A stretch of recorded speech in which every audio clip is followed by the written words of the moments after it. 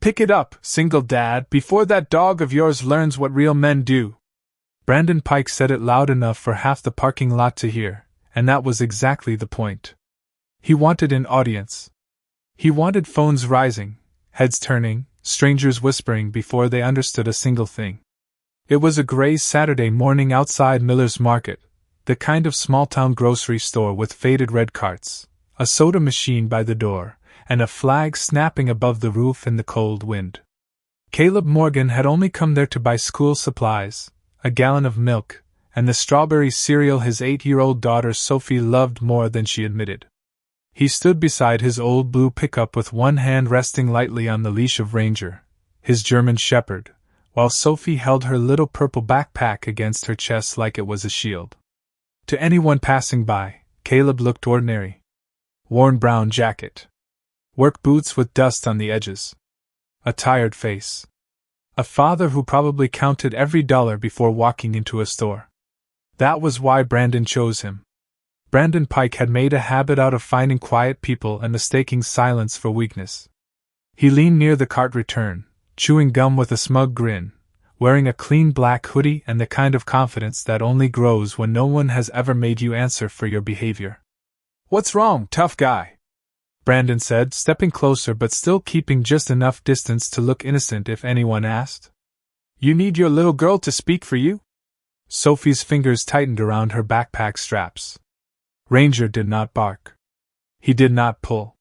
He simply moved one slow step in front of Sophie, placing his body between the child and the man who was enjoying her fear. That small movement changed the air.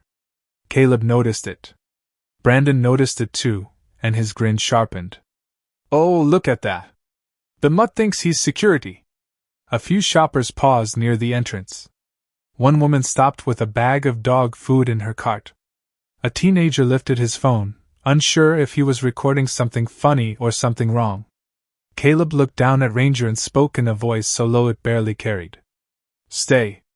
Ranger became still. Perfectly still. Not scared. Not wild. Trained. Sophie looked up at her father, waiting for him to say more, to defend himself, to make the ugly words disappear. But Caleb only placed a calm hand on her shoulder and said, "We're going home, sweetheart." That made Brandon laugh. Not because it was funny, but because he thought retreat meant victory. He took one step sideways, blocking the path toward the truck door. "That's it," he said. "All that quiet dad energy, and you're just walking away?" Caleb's eyes stayed soft, but something behind them moved, like a door closing somewhere deep inside him. Nobody in that parking lot knew the truth about Caleb Morgan. Nobody knew why Sheriff Allen Hayes always nodded to him with respect. Nobody knew why Ranger obeyed one whispered word better than most men obeyed a shout. And Brandon Pike, smiling in front of a child and a dog he should never have challenged, had no idea he was about to become the reason everyone found out. Caleb did not move around Brandon right away. He knew men like him. Men who needed every quiet second to feel like they had won. Men who measured themselves by how small they could make someone else feel in public. Caleb had seen that kind of fear wearing louder clothes before, and he had learned a long time ago that not every challenge deserved a response. He lowered himself beside Sophie and brushed a speck of dirt from her backpack, even though there was almost nothing there. It gave her something simple to watch. Something normal. "Look at me, Soph," he said gently. "You are safe." Sophie nodded, but her eyes were wet, and she kept glancing at Ranger, as if she was afraid Brandon might say something else to him. Ranger stayed planted in place, calm as a courthouse flag on a windless day, his ears alert, his chest steady, his gaze never leaving Brandon. That bothered Brandon more than any bark could have. A loud dog would have given him a reason to act scared. A calm dog made him look foolish. "That thing should not be around kids," Brandon said, turning toward the people near the entrance. "Everybody sees this, right? Big dangerous dog, no muzzle, no control." The woman with the dog food frowned. The teenager kept his phone up. An older man in a baseball cap stepped out of the market carrying a paper bag and slowed down when he saw Caleb. Caleb noticed him, then looked away. He did not want recognition. He never did. Since moving to town, Caleb had built his life around being forgettable. He rented a small white house 5 miles outside Pine Hollow, fixed fences for neighbors, changed his own oil, and showed up early for parent-teacher meetings. Most people knew him as Sophie's dad, the quiet man with the German shepherd who waited outside the school gate without bothering anybody. They did not know that Caleb slept lightly because silence could still wake old memories.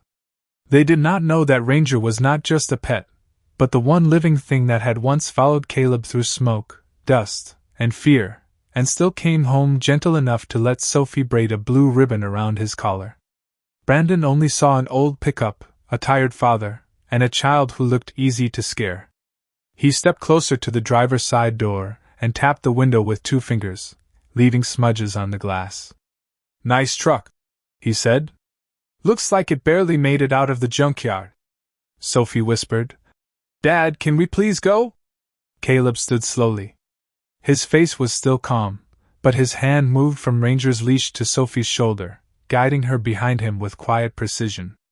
"We are leaving now," Caleb said. Brandon tilted his head, enjoying the attention gathering around them. "No, I think you are going to apologize first. Your dog threatened me." Caleb looked at Ranger, then at the people watching, then back at Brandon. "He did exactly what he was trained to do. He stood between danger and a child." The words landed softly, but the parking lot seemed to hear them anyway. For a second, Brandon had no answer, and that silence embarrassed him more than any insult could have. The people near the store entrance were no longer watching Caleb as the problem. They were watching Brandon, and he could feel the story slipping out of his hands. So he did what men like him often do when truth starts getting too close. He got louder. "Danger?" Brandon said, spreading his arms like he was performing for a jury. "You hear that? He just called me Danger because I asked him to control his animal." Ranger did not react. He stood at Caleb's left side, calm, steady, almost too disciplined for the scene around him. Sophie stayed behind her father, both hands wrapped around the strap of her backpack, trying to make herself smaller. Caleb could feel her trembling through the light pressure against his jacket, and that was the only thing that made his breathing change. Not Brandon. Not the phones. Not the whispers. Just his daughter trying not to cry in a grocery store parking lot because a grown man wanted to feel powerful. "We are done here," Caleb said. His voice was even. Brandon smiled again, but it was thinner now. He took out his own phone and held it up, recording at arm's length. "Say that again," he said. "Say your dog was trained to see me as danger. That sounds like a threat to me." A woman by the carts shook her head and muttered, "That is not what he said." Brandon turned on her instantly. "Stay out of it." The woman looked away, but not because she agreed. Because small towns teach people how to survive trouble by pretending not to see it. Caleb knew that too. He had moved to Pine Hollow because it was supposed to be quiet, because Sophie needed mornings with pancakes and homework, not questions about why her father sometimes woke before sunrise and sat on the porch until the sky turned blue. He had promised himself that this life would be different. No more old names. No more old doors opening. No more proving what he had been trained to do. He only wanted to be a dad, and most days, that was enough. Brandon stepped toward the truck again, blocking Sophie's side of the door this time. That tiny choice changed everything. Caleb did not raise his voice. He did not threaten. He simply placed himself fully between Brandon and Sophie, his shoulders relaxed, his feet set as naturally as a man standing in line for coffee. But the older man in the baseball cap noticed. His eyes narrowed with recognition, not of Caleb's face, but of his posture. The balance. The patience. The way his hands stayed open. The way Ranger waited for one word and nothing else. Brandon pointed his phone at Sophie. "Maybe the kid can explain why her daddy brings a dangerous dog around town." Caleb's jaw tightened just enough for the older man to see it. Sophie whispered, "Please stop." The words were small, but they cut through the parking lot harder than a shout. And for the first time, Brandon looked less like a man in control and more like a man who had walked too far onto ice without hearing it crack beneath him. Caleb heard Sophie say please stop, and for one breath, the whole parking lot seemed to shrink around those two words. Brandon heard it too, but instead of stepping back, he smiled like the sound of a frightened child had given him exactly the power he wanted. He lowered his phone just enough to look over it at Caleb. "You hear that?" he said. "Even your kid knows this is getting out of hand." Caleb kept Sophie behind him and gave Ranger one quiet glance. Ranger lowered his head a little, not in fear, but in focus, the way a trained dog listens with his whole body. The leash stayed loose in Caleb's hand. That was what people began to notice. Not the size of the German Shepherd. Not the sharp attention in his eyes. The loose leash. The still pause. The complete discipline. A man near the soda machine whispered, "That dog has better control than the guy yelling." Brandon heard a few people murmur, and the color in his face shifted. He needed the crowd back. He needed them unsure, scared, confused. So he turned the camera toward Caleb again and said, "Tell everyone why you need a dog like that. What are you hiding?" Caleb said nothing. His silence was not empty. It had weight.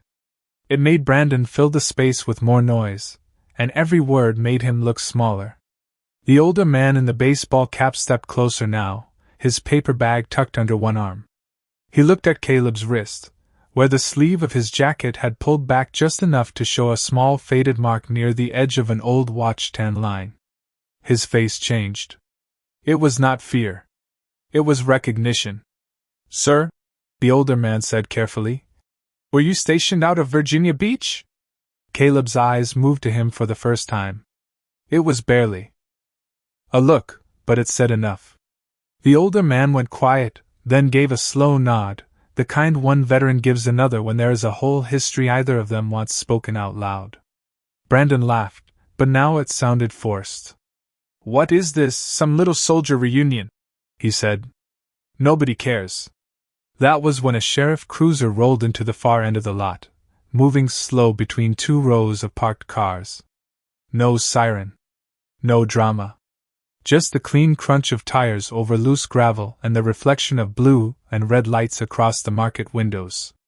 Sheriff Allen Hayes stepped out, tall, gray-haired, and calm in the way only a man who had seen enough trouble to stop being impressed by it could be. He looked once at Ranger, once at Sophie, then at Caleb. His expression tightened with quiet concern. "Caleb," he said. "Not Mr. Morgan." "Not sir." "Caleb." The crowd caught it. Brandon caught it too. The sheriff knew him. And not like a stranger. "Sheriff," Caleb answered. His voice was steady, but Sophie pressed closer to his jacket. Sheriff Hayes walked toward them and stopped between Brandon and the truck, placing himself where the tension had been living. "Everyone lower your phones for a moment," he said. Some did. Some did not. Brandon lifted his chin. "Good, you are here. This guy threatened me with his dog." Sheriff Hayes looked at the loose leash, at Ranger sitting perfectly still beside Sophie, and then back at Brandon. "That dog has not moved without permission since I pulled in." Brandon blinked, searching for another angle. "He called me Danger." Caleb finally spoke. "I said Ranger stood between Danger and my child." The sheriff's eyes turned colder, not loud, not angry, just final. "There is a difference," he said. Brandon opened his mouth, but Sheriff Hayes took one step closer and lowered his voice just enough to make the whole lot listen harder. "You might want to choose your next words carefully, Brandon. Because the man you are trying to shame has spent most of his life protecting people who never even knew his name." Brandon stared at Caleb then, really stared, and for the first time all morning, the grin fell off his face.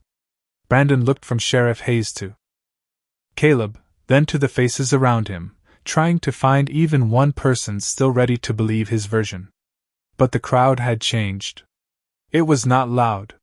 It was worse than loud. It was quiet in that heavy way people get when they realize they almost judged the wrong man. The teenager with the phone slowly lowered it. The woman with the dog food crossed her arms. The older man in the baseball cap stood a little straighter, his eyes still on Caleb with a respect that made Brandon look even more foolish. Brandon swallowed and forced a laugh. "So what?" he said. "He knows the sheriff. That does not make him special." Sheriff Hayes did not answer right away. He turned toward Sophie and softened his voice. "You okay, kiddo?" Sophie nodded, but she did not step away from her father. Ranger shifted only his eyes toward the sheriff, waiting, measuring, still calm enough that even people who feared big dogs could see the truth. This was not a dangerous animal out of control. This was a guardian following a promise. Caleb touched Sophie's shoulder and whispered, "Breathe with me." She copied him, one slow breath in, one slow breath out, and the simple gentleness of it made the whole scene feel uglier by contrast. Brandon had not just challenged a man. He had tried to turn a child's fear into a stage. Sheriff Hayes looked back at him. "Brandon, I got 3 calls before I even pulled in." "All 3 said the same thing?" "You were harassing a father and his daughter." Brandon lifted his phone again like it could save him. "I have video." "Good," Sheriff Hayes said. "So do they."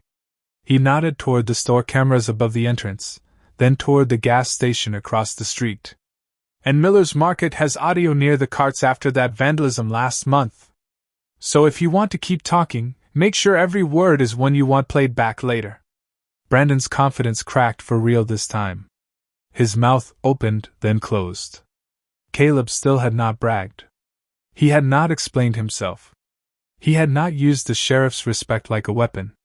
He only stood there with his daughter behind him and his German shepherd beside him, looking like a man who would give anything for a quiet life and still knew exactly what to do when quiet was taken from him. The older veteran finally spoke, his voice low but clear. "I knew men who stood like that overseas." Caleb looked down, almost uncomfortable, as if being seen hurt more than being insulted. Sheriff Hayes noticed and did not push too far. "Caleb Morgan served this country," he said carefully. "And Ranger served too, in ways most people in this town will never fully understand."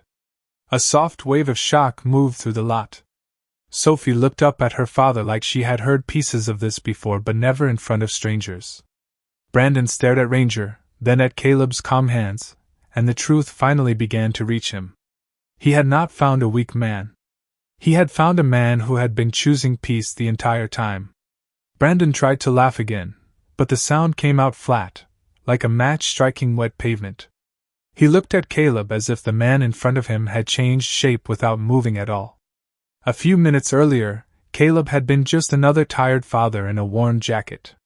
Now every quiet detail seemed different. The steady eyes. The measured breathing. The way Ranger watched the world without needing to prove anything. The way Sheriff Hayes stood near him with a respect that could not be faked. Brandon hated that most of all. He had built the whole morning around making Caleb look small, and now the silence of the crowd was making Brandon feel smaller than he had ever made anyone else feel. "You all are really falling for this," Brandon said, turning in a slow circle. "A sad little story and a fancy dog, and suddenly I am the bad guy." Nobody answered. That made him angrier. He pointed toward Sophie, but Sheriff Hayes immediately stepped into his line of sight. "Do not point at the child," the sheriff said. His voice was calm, but it carried across the lot. Brandon froze, then lowered his hand as if pretending it had been his choice. Caleb felt Sophie's fingers clutch the back of his jacket. He reached behind him and gave her hand a gentle squeeze. "You do not have to listen to him," Caleb whispered. "You listen to your breathing. You listen to me. You listen to Ranger." Ranger slowly turned his head toward Sophie, and she reached down with one trembling hand to touch the fur between his shoulders. The dog leaned just enough for her to feel him there. Not pulling. Not pacing. Just present. The woman with the dog food wiped at one eye and looked away quickly, embarrassed by her own reaction. The teenager who had been recording lowered his phone completely now. "I got the whole thing," he said, almost under his breath. Brandon snapped toward him. "Delete it." The teenager stepped back, but Sheriff Hayes looked at him and said, "Do not delete anything." That was when Brandon finally understood the trap he had made for himself. Every cruel word, every fake accusation, every moment he thought he was controlling the story had been saved by the same audience he wanted to impress. His face tightened. "This is ridiculous," he said. "I was just messing around." Caleb looked at him then, not with anger, not with pride, but with a kind of tired sadness that made Brandon's excuse sound even worse. "My daughter is 8, Caleb said. "She should not have to learn that grown men call fear a joke." The sentence landed harder than shouting ever could. Sheriff Hayes took out his notebook.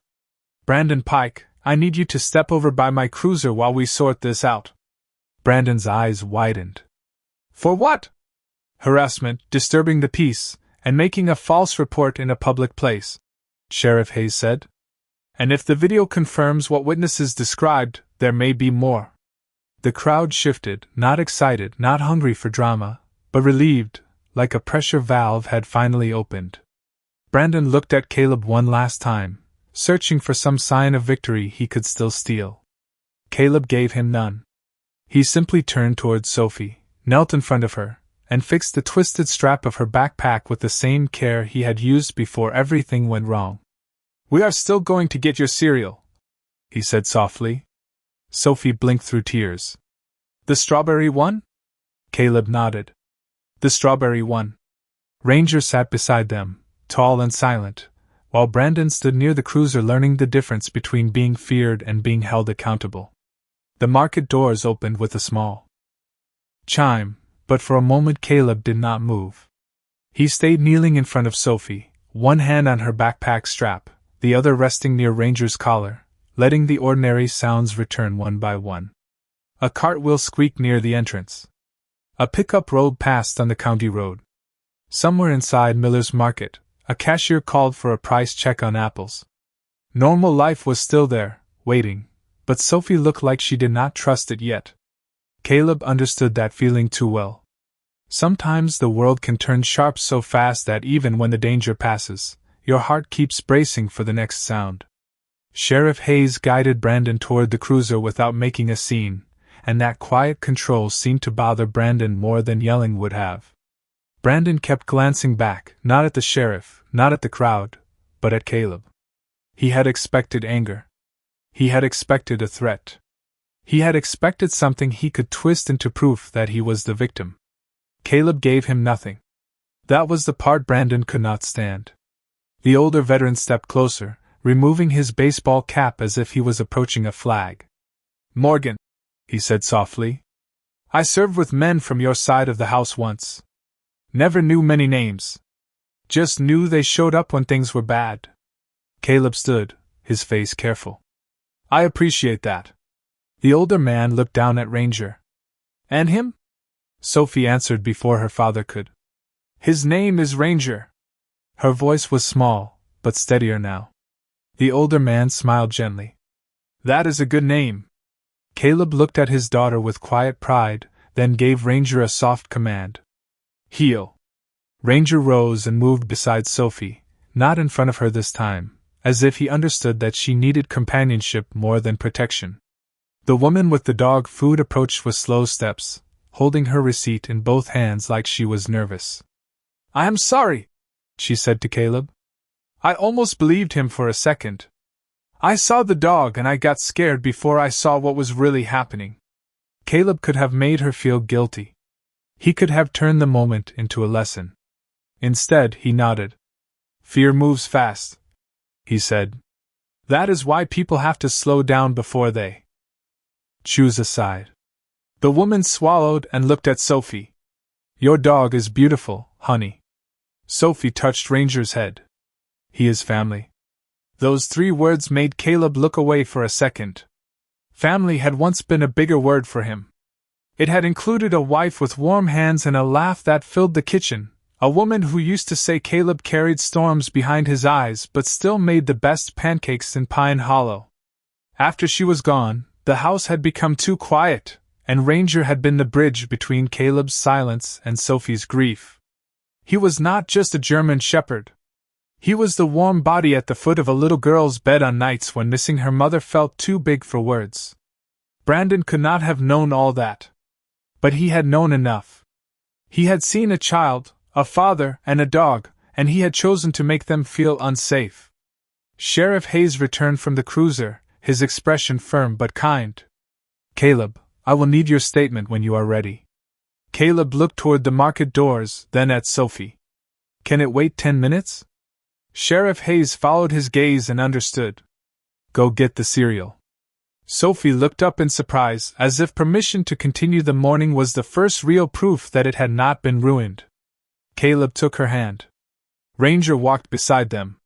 And as they entered the store, the people who had watched in silence made a path without anyone asking.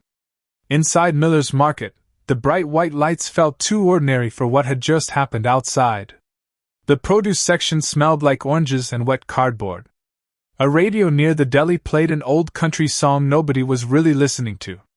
Sophie held Caleb's hand with one hand and rested the other on Ranger's back, walking between them like the space they made for her was the safest place in the world. People pretended not to stare, but they did. Not in the cruel way Brandon had wanted. More like they were trying to understand how someone could look so ordinary and carry so much silence. Caleb hated that feeling. He had spent years learning how to disappear into grocery aisles, school pickup lines, hardware stores, and church pancake breakfasts. He did not want respect that came from old uniforms or old rumors. He wanted Sophie to know him as the man who packed her lunch and remembered extra napkins, not the man strangers whispered about after hearing the word service. They stopped in the cereal aisle, and Sophie looked at the bright boxes like choosing one had suddenly become difficult. Caleb gave her hand a gentle squeeze. "Strawberry is still the mission," he said. The word mission slipped out before he could stop it. Sophie looked up at him, and for the first time that morning, a tiny smile touched her mouth. "Ranger would choose peanut butter," she said. Caleb looked down at Ranger. Ranger once tried to eat a whole jar of peanut butter and looked betrayed when it stuck to his mouth.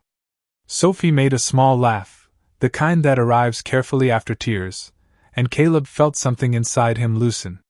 That laugh was worth more than winning any argument in the parking lot. At the end of the aisle, the teenager who had recorded everything stood with his mother, holding a shopping basket and looking nervous. "Mr. Morgan," he said, "I sent the video to Sheriff Hayes. I did not post it. I thought maybe Sophie should not have to see it online." Caleb turned toward him, and the boy seemed ready to be corrected, but Caleb only nodded. "That was a decent choice." The boy's shoulders relaxed. His mother placed a hand on his back, proud and quiet. Sophie picked the strawberry cereal and hugged it against her chest. "Dad," she asked softly, "why did the sheriff say Ranger served too?" Caleb looked at the box in her arms, then at the floor, then at Ranger. He had always known this question would come. He had hoped it would come at home, on the porch, maybe when Sophie was older and the world felt less breakable. "Because before Ranger became ours," Caleb said, "he worked with me. He helped people stay safe. He listened when things were confusing. He stayed calm when other people were scared." Sophie touched Ranger's ear. "Like today?" Caleb swallowed. "Yes. Like today." She thought about that for a moment, then asked the question that mattered more. "Was he scared?" Caleb knelt beside her, right there between cereal boxes and price tags. "Probably. Sometimes. Being brave does not mean you never feel scared. It means you still know who you are when fear shows up." Sophie looked at Ranger, then at her father. "Were you scared?" Caleb could have lied. Many parents do, with love, trying to build a roof over the truth. But Caleb had learned that children can feel lies even when they do not know what to call them. "Yes," he said. "Not of Brandon. I was scared that you would think the world is full of men like him." Sophie shook her head. "It is not." Caleb smiled sadly. "No. It is not." She looked toward the front windows, where Sheriff Hayes was still outside near the cruiser. "Is he going to jail?" "That is for the sheriff and the court to decide," Caleb said. But he is going to answer for what he did. Sophie nodded, accepting that answer with the serious fairness children sometimes have before the world teaches them shortcuts. At the checkout counter, Mrs. Miller herself waved them forward and quietly removed the cereal from the belt. "This one is on the house," she said. Caleb started to object, but she lifted one hand. "Let a neighbor be a neighbor." Caleb looked at her, and something in his face softened. "Thank you, ma'am." Outside, Brandon sat in the back of the cruiser, no longer performing for anyone. Sheriff Hayes stood with two witnesses, riding calmly while the parking lot returned to motion around him. Cars backed out. Carts rattled.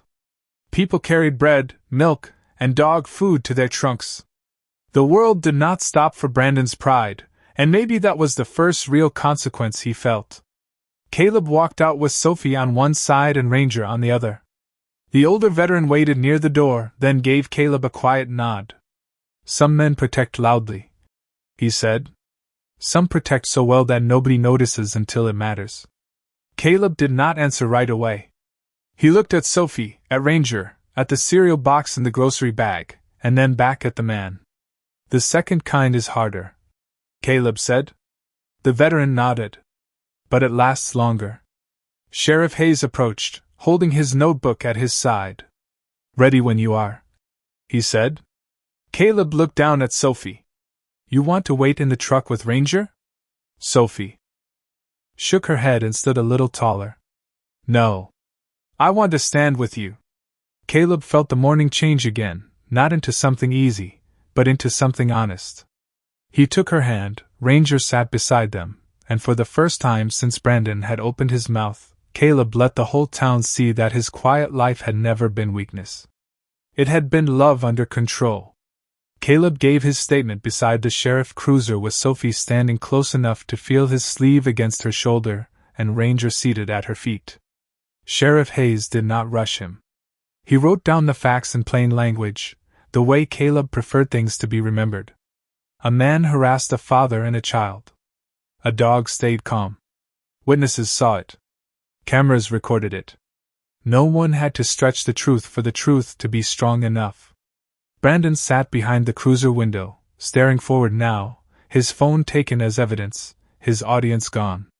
The same parking lot where he had tried to make Caleb feel powerless had become the place where his own choices finally surrounded him. When Sheriff Hayes finished writing, he closed the notebook and looked at Sophie. "You did good today," he said. Sophie looked unsure. "I cried." The sheriff smiled gently. "That does not mean you did not do good." Caleb looked down at her and nodded. "Crying is just your heart telling the truth." Sophie held that sentence like a small gift. The woman with the dog food walked past and gave Ranger a respectful little wave. The teenager and his mother loaded groceries into their car without posting anything online. Mrs. Miller stood by the front door with her arms folded, watching over the market like she had quietly decided Brandon Pike would not be welcome there for a long time. The town had not turned perfect in one morning. It had only turned honest for a moment, and sometimes that is where better things begin. Sheriff Hayes opened the cruiser door and told Brandon he would have a chance to explain himself at the station. Brandon looked out at Caleb, expecting one last look of anger, one last sentence he could hate. But Caleb only stood with his daughter and his dog, quiet as ever. That quiet hurt Brandon more than any insult could have, because it gave him no excuse. A few minutes later, the cruiser pulled away, leaving behind the fading crunch of tires and a parking lot that slowly remembered how to breathe. Caleb lifted the grocery bag into the truck, then helped Sophie climb into the passenger seat. Ranger hopped into the back seat and settled behind her, his nose near her shoulder. Caleb paused before closing the door. "You still want pancakes when we get home?" Sophie looked at him, then at Ranger, then at the strawberry cereal in the bag. "Can Ranger have one bite?" Caleb raised an eyebrow. "One very small bite." For the first time that morning, Sophie smiled without fear. As Caleb drove out of Miller's Market, the flag above the roof snapped hard in the wind, and the road ahead opened through the quiet edge of Pine Hollow. He did not feel like a hero. He had never liked that word. Heroes belonged on posters, and Caleb belonged at a kitchen table, pouring cereal, checking homework, and making sure his daughter knew the difference between loud men and strong ones. Sophie leaned back against the seat and rested her fingers on Ranger's paw. "Dad," she said softly, "why did you not yell back?" Caleb kept his eyes on the road. "Because yelling is easy." She waited. He glanced at her and smiled a little. "Protecting what you love without becoming what hurt you, that is harder." Sophie thought about that all the way home. And when they pulled into the driveway of their small white house 5 miles outside town, Ranger jumped down first, circled once, and waited by the porch like he had been guarding that little family his whole life. Maybe he had. Caleb carried the groceries inside, Sophie followed with the cereal, and the door closed behind them. Outside, the town would talk. Inside, pancakes would cook, a German shepherd would get his very small bite, and a little girl would remember that the strongest man she knew had not been the one who made people afraid. He had been the one who made her feel safe.